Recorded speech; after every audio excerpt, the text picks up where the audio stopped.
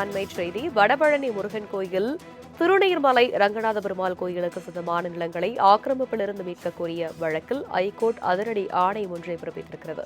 விவரங்களை எமது செய்தியாளர் கிருஷ்ணமூர்த்தி உரைக்க கேட்கலாம். வணக்கம் கிருஷ்ணமூர்த்தி. சென்னை உயர்நீதிமன்றம் ஆக்கிரமிப்பில் கோவில் நிலங்கள் இருப்பதற்கு ஆணை ஒன்று பிறப்பித்திருக்கிறது. விவரம் என்ன? வணக்கம். செங்கல்பட்டு மாவட்டம் திருநீர்மலை பகுதியில் உள்ள அருள்மிகு ரங்கநாத பெருமாள் திருக்கோவிலுக்கு சொந்தமான சுமார் 1050 ஏக்கர் நிலங்கள் இதில் இருந்ததற்கான வருவாய் ஆவணங்கள் இருக்கிறது.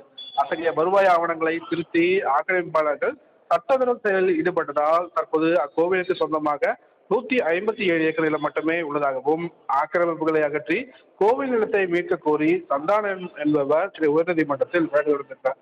அந்த மனுவில் திருநீர்மலை ரங்கநாத பெருமாள் கோவிலுக்கு சொந்தமான செங்கல்பட்டு, காஞ்சிபுரம் உள்ளிட்ட மாவட்டங்களில் உள்ள 10,000 கோடி ரூபாய் மதிப்பிலான கோவில் நிலங்களின் ஆவணங்கள் திருடப்பட்டு ஆக்கிரமிக்கப்பட்டுள்ளதாகவும், இதேபோல் காஞ்சிபுரம் வீரராக திருக்கோவிலுக்கு சொந்தமான 5.50 ஏக்கர் நிலம், வடபழனி பழனியாண்டவர் கோவிலுக்கு சொந்தமான 10 ஏக்கர் நிலம் ஆக்கிரமிக்கப்பட்டு விதிகளை மீறி குடியிருப்புகள் கட்டப்பட்டுள்ளதாக மனுவில் அவர் குற்றச்சாட்டு வைத்திருக்கிறார்.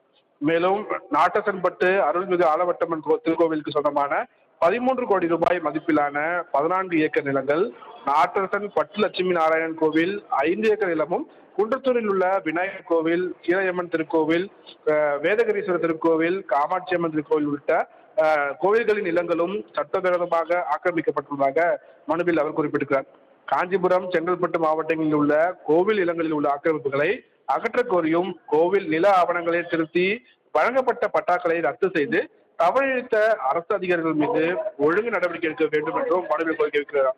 இந்த மனு நீதிபதி எஸ். எம். சுப்பிரமணியம் மற்றும் நீதிபதி சுரேந்தர் அமர்வு முன்பாக விசாரணைக்கு வந்தபோது மனுதாரர் தரப்பில் வழக்கறிஞர் எம். ஏழுமலை ஆஜராகி கோவில் நில ஆக்கிரமிப்புகளை அகற்ற கோரி பல முறை புகார் மனு அளித்தும் இதுவரை எந்தவித நடவடிக்கையும் அறநிலைத்துறை எடுக்கப்படவில்லை என்று குற்றச்சாட்டு வைத்தார்.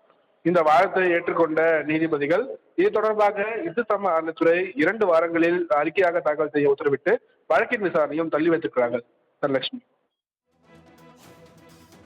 நன்றி கிருஷ்ணமூர்த்தி.